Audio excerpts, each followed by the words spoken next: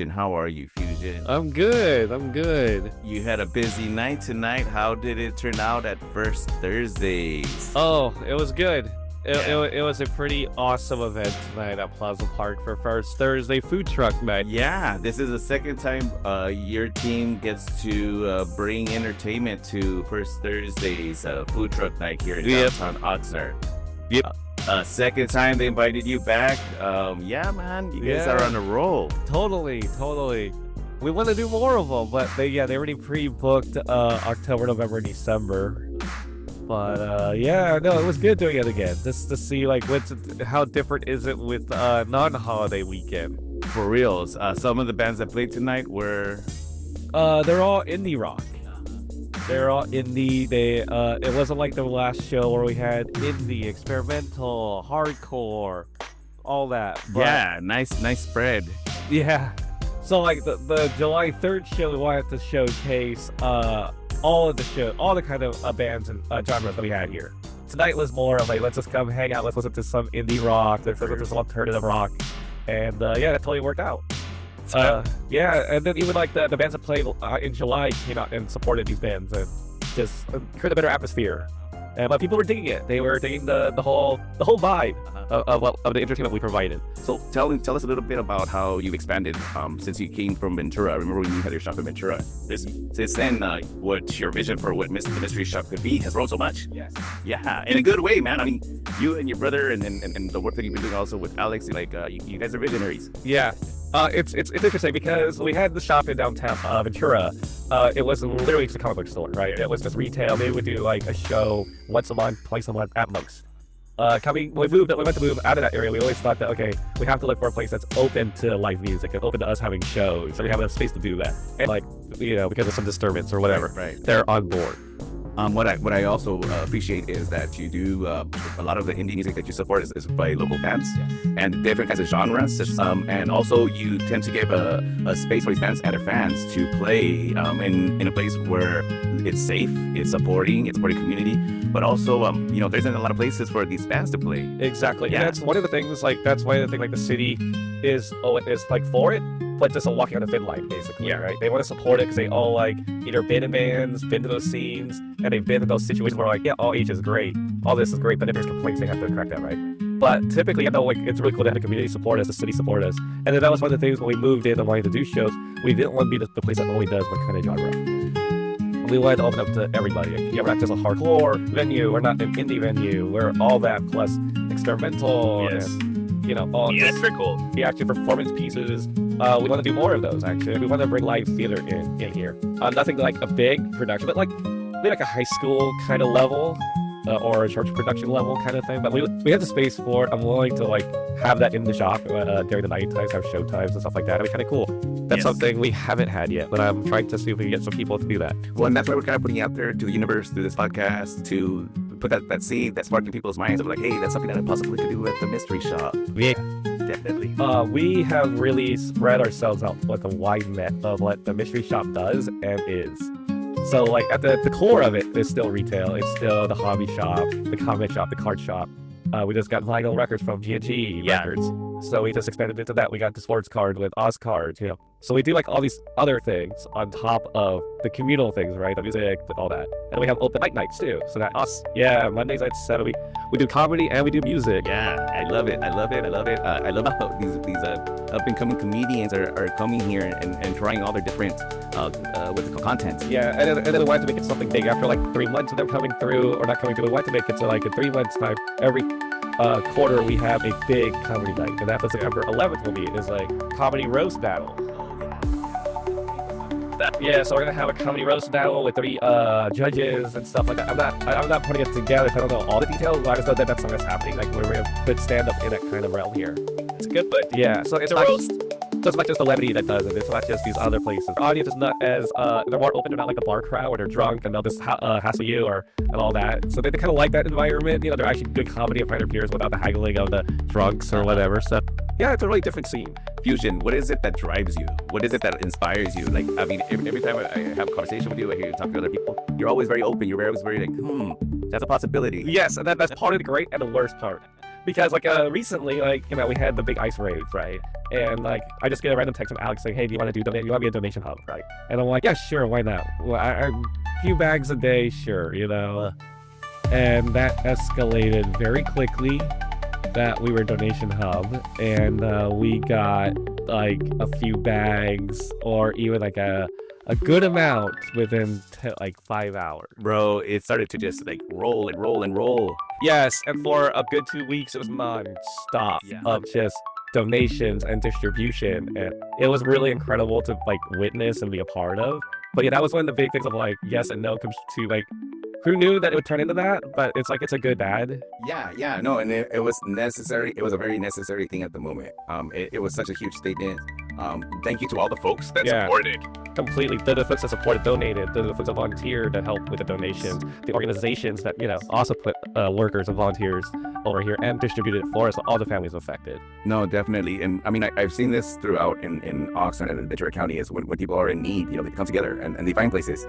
In this particular time, I think there was a lot of trust towards the mystery shop and what they were doing. And once again, even the fans, the bands, they're all very socially conscious is what I picked up on. They are. Yeah. And it's not just one genre, it's the whole music scene as a whole is very community driven, very supportive of each other. And it's funny because they don't all work within each other's genres, but it's just you guys should know certain people, but they don't. And we kind of bring that, we bridge that gap for them. Huge. I mean, the networking that goes on here, I'm telling you, man, on so many levels. Yes, that's part of the whole yes, no, situation that I have is that for 90% of it, I'll say yes because I'm always open.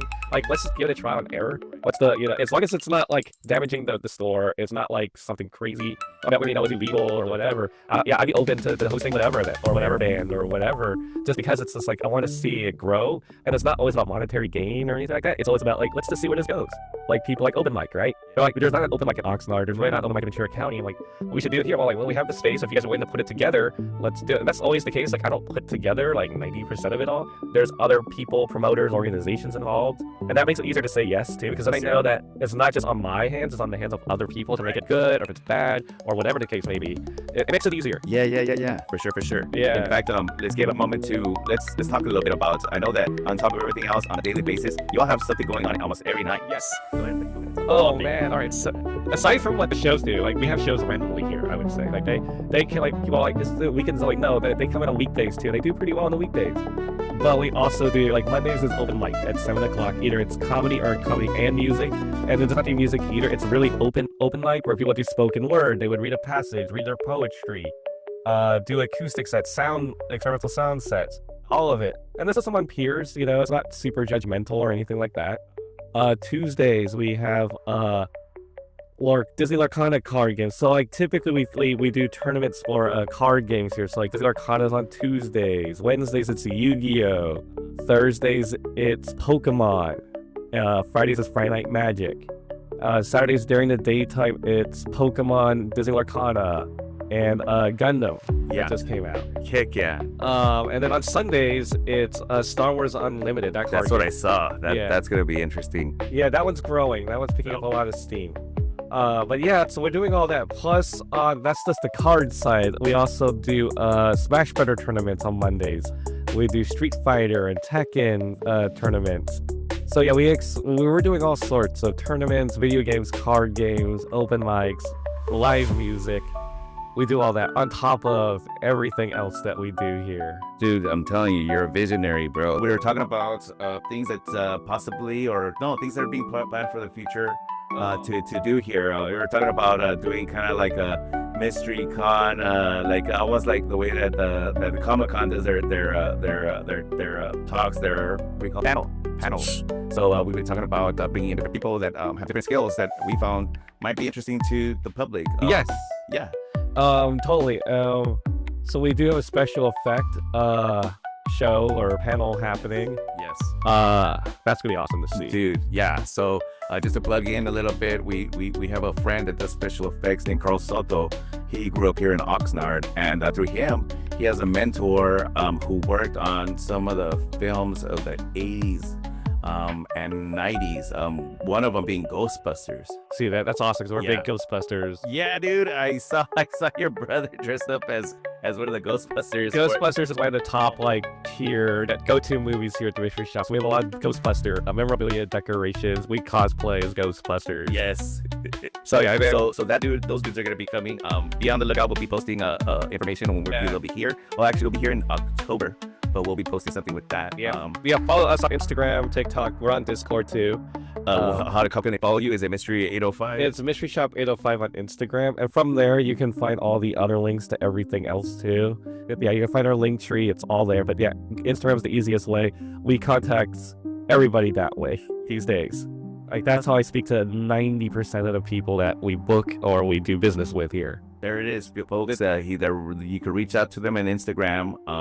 For the once again for the panel discussions, we're kind of looking to have different kinds of folks who have interesting things to share that you feel that it would be great to share with the public. One of the examples that I have mentioned to Fusion is we know some of the folks from the local Chumash Fire Department, and they want to come and share their experiences as firefighters, and just that there's a lot of different meanings to the way they see firefighting and how they protect nature.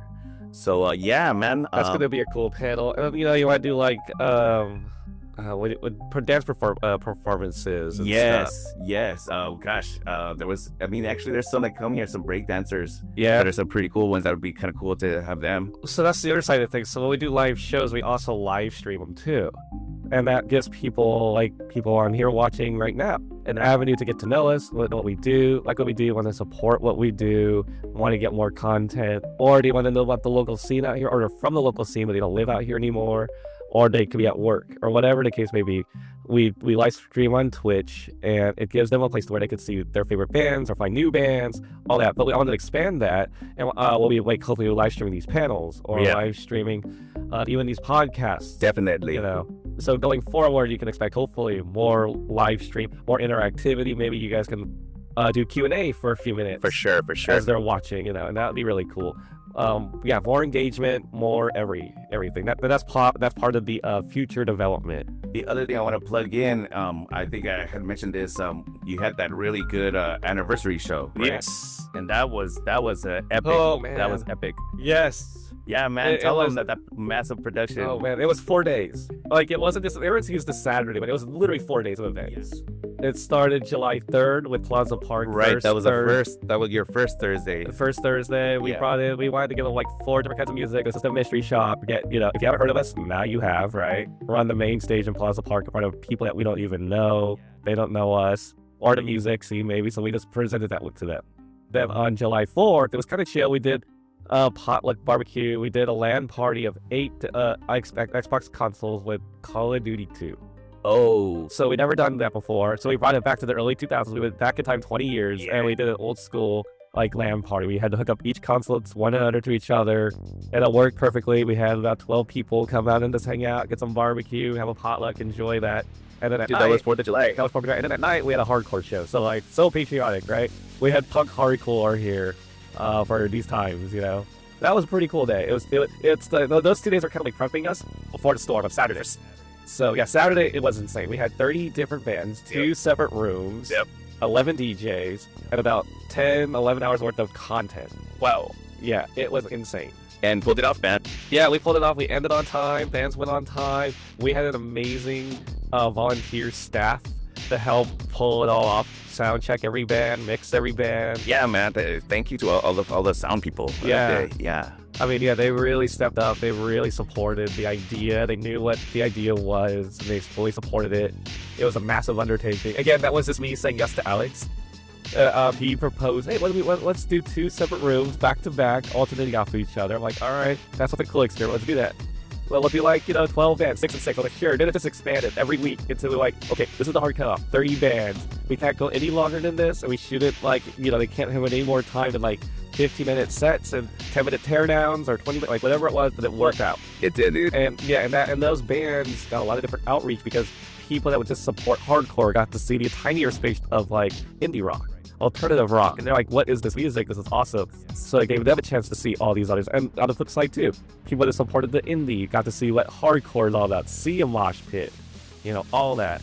it was a lot of fun, and I think it brought the community closer together too. I think. No, definitely because of and, that. And once again, like I mean, because what's it called? The other thing that happened right after that was the whole Donation thing. So that's why one thing completely supported the other. And if anything, we were almost cracking jokes like that epic date or that epic beginning of 4th of July and all of the anniversary prepare you for the madness that would be, getting food from all over Ventura County, people bringing it in and just making sure it got to the right places. Yes. Yeah. And we never thought or expected to be that hub of where this is where the massive food dump will be.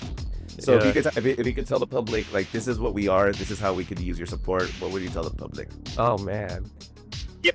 This is what we are. So what we are at the end of it all is like, we still are retail space, but at the same time we are very much a third space too. Where, people see this as a safe space, they see it as a place where they could just be open with whatever and do their art. Like, I really want this to be like a very open, friendly art place. It doesn't matter what kind of art it is. It doesn't have to be comic books. It doesn't have to be one thing or the other. Like, we're super supportive of all the art. Like, art is just art here. And that's one thing that's pretty cool. Like, we don't separate. Like, what is that? Right. Is writing an art? Yes. Is this an art? Yeah. But yeah. It's an interaction of all these different influences that kind of like make us better, well-rounded people. Yeah. Exactly. For sure. And it's all expression, so it's all very. It's not supposed to be very judgmental.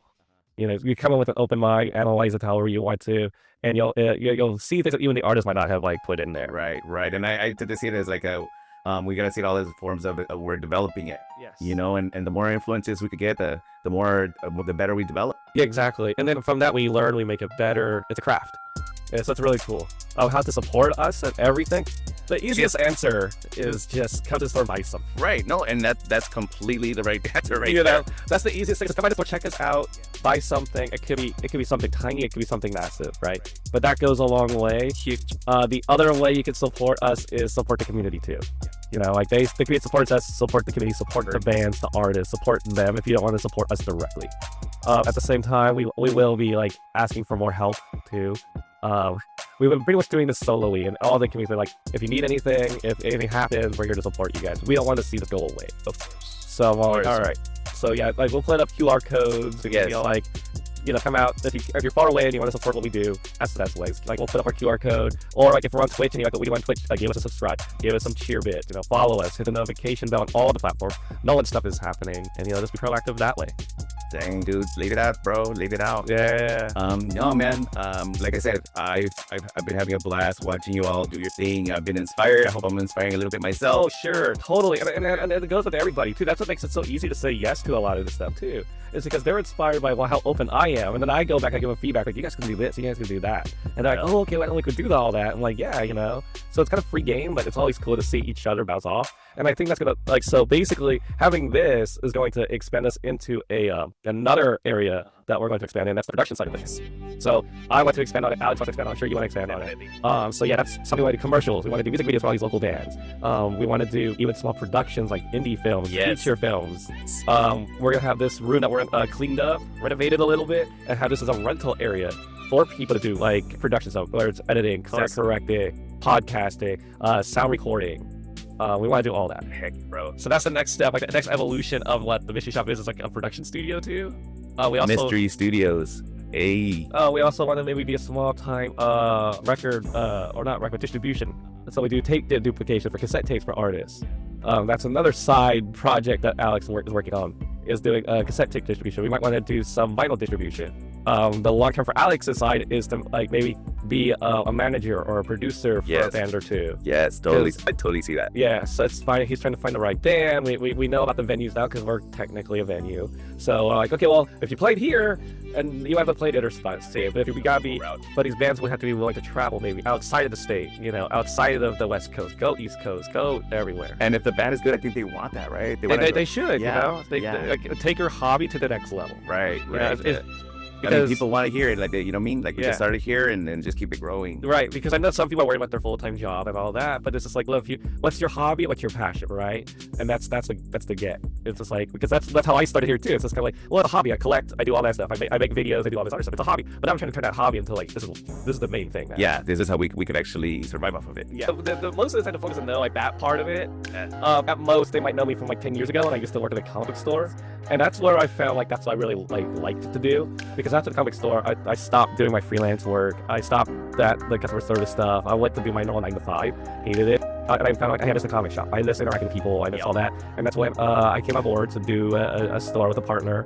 He left, and then that's how the mystery shop became. I was like, I'm just gonna take my knowledge and just make it this. Dang, bro, that's epic, dude. Yeah. That's badass. So because my business partner was only strictly it's retail only. We're not doing shows. We're not doing screenings. We're not doing. It's a 9 to 5 kind of like you have a store. That's all you have, right? You don't want to expand on it. You can expand on products, but that's about it. My whole thing is no. Let's just cast a wide net. Let's get everybody involved. Let's have some fun. That's what's up, brother. Yeah. Things that are coming up. I know. Well, let's just. You said something earlier to me that I was like, "That's a good way of seeing it." You basically said, I don't know how you said it, but it's something about if you talk about it. Oh yeah. So like, if you talk about it, you manifest it. Yes. You talk it into manifestation. Yes. Tell us about that, because it sounds like kind of like what right? What makes how you make things happen. Sure.